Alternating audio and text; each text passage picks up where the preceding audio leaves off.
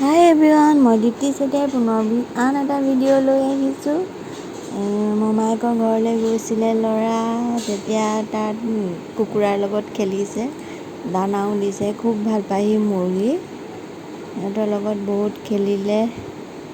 মই আজি এটা বস্তু বনাইছোঁ। ঘৰত গৈছিলোঁ, ঘৰত এনেই কাপোৰ কিছুমান আছিলে, তাৰে কি বনালোঁ চাওঁ আহকচোন।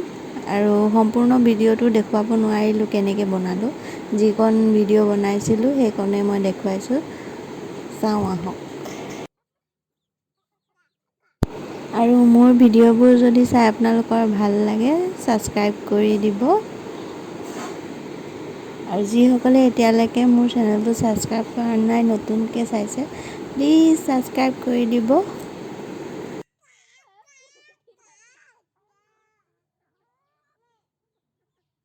পুঠা ক'ত গ'ল চোৱাচোন, পুঠা।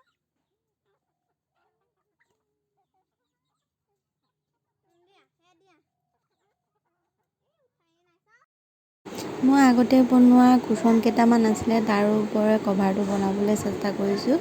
আগতে চুইজাৰ খুব পিন্ধিছিলোঁ, পিচ কাপোৰ কিনিছিলোঁ, তো তাৰে পেণ্টৰ কাপোৰবোৰ থাকিয়ে যায়, তাৰে মই কুশ্বন কভাৰ বনালোঁ আৰু হাতেৰে চিলাই কৰিছোঁ।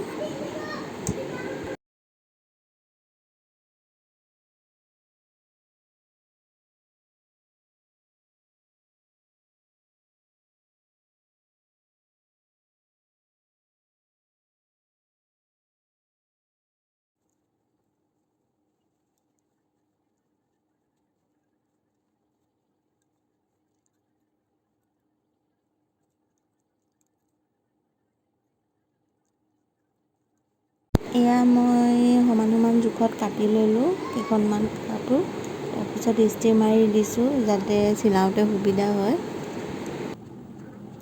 ইয়াৰ পিছৰ ভিডিঅ'টো মই কৰিবলৈ নোৱাৰিলোঁ, মানে কৰিছিলোঁ কিন্তু কি কাৰণে ৰেকৰ্ডিং নহ'ল ধৰিব নোৱাৰিলোঁ, তো সম্পূৰ্ণ বনোৱাটোহে দেখাব পাৰিলোঁ।